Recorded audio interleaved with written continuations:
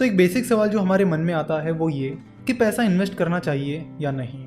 और इसका जवाब भी बहुत ही सिंपल है। देखो, वैसे इन्वेस्ट करने के बहुत सारे रीजंस हैं, लेकिन आज हम कुछ अलग चीज़ों पर फोकस करने वाले हैं और उसे समझने के लिए हमें एक साइकिल समझनी होगी। हम इंडियन सेविंग में पीछे नहीं है, हम पीछे हैं तो इन्वेस्टमेंट में। और हम इन्वेस्टमेंट में इसलिए पीछे हैं क्योंकि फाइनेंशियल अवेयरनेस इंडिया में उतना कुछ खास नहीं रहा है। हमें इन्वेस्टमेंट के बारे में कहीं पर भी नहीं सिखाया जाता, ना स्कूल कॉलेजेस में ना घर पे। देखो, आप अगर अपना घर भी चला रहे हो तो उसमें मनी मैनेजमेंट का बहुत बड़ा रोल होता है। हम जितनी भी कई सारी चीजें करते हैं उनमें फाइनेंशियल मैनेजमेंट और मनी मैनेजमेंट का बहुत बड़ा रोल होता है, लेकिन हमें money management, financial management, investment इनके बारे में सिखाया ही नहीं जाता। तो इन्वेस्टमेंट को पूरी तरह समझने के लिए हमें एक साइकिल को समझना होगा। हम देखते हैं कि हम में से ज्यादातर लोग पैसा सेव तो करते हैं पर वो इन्वेस्ट नहीं करते, घर में ही रखते हैं।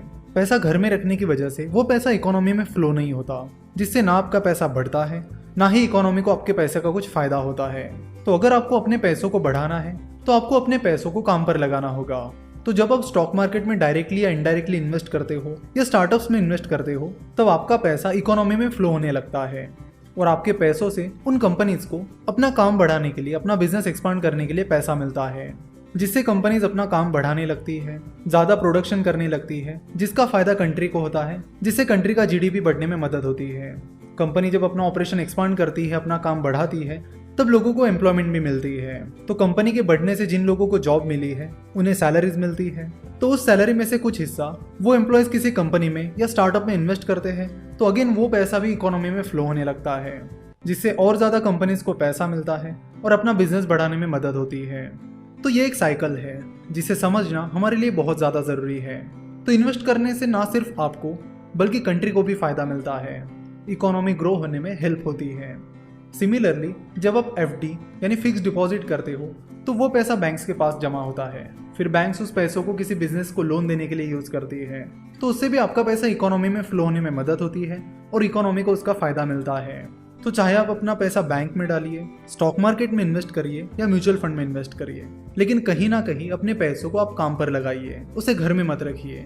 अगर आप अपना पैसा घर में रखोगे तो इन्फ्लेशन की वजह से उसकी वैल्यू कम हो जाएगी, ना आपको उसका फायदा मिलेगा ना हमारे देश को। अगर आपको इन्फ्लेशन क्या होता है ये पता नहीं है तो आपको बता दूं कि अगर आपके पास आज 1000 रुपीज़ है तो उस 1000 रुपीज़ की वैल्यू एक साल बाद उतनी नहीं रहेगी जितनी आज है, यानी उसकी वैल्यू एक साल बाद कम हो जाएगी। अगर आप 5 साल बाद बात करोगे तो 5 साल बाद और कम हो जाएगी, 10 साल बाद और कम हो जाएगी।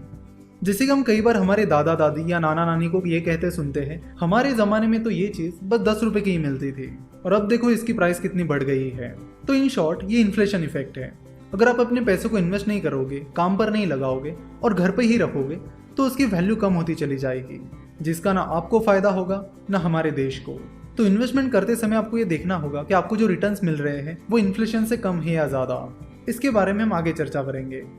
इन्वेस्टमेंट करने के लिए नेक्स्ट चीज़ जो आती है वो होती है फ्यूचर प्लानिंग, यानी जब तक आप काम कर रहे हो तब तक ठीक है, लेकिन जैसे आप काम करना बंद कर दोगे तो फिर पैसा कहाँ से आएगा।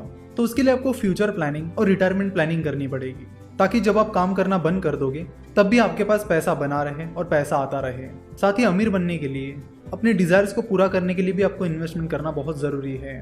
तो इन्वेस्टमेंट एक टू वे गेम है, जिससे ना सिर्फ आपको बल्कि कंट्री को भी बेनिफिट मिलता है।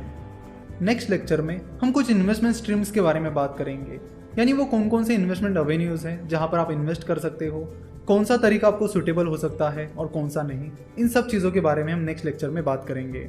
आशा करता हूँ कि आपको वीडियो पसंद आई होगी।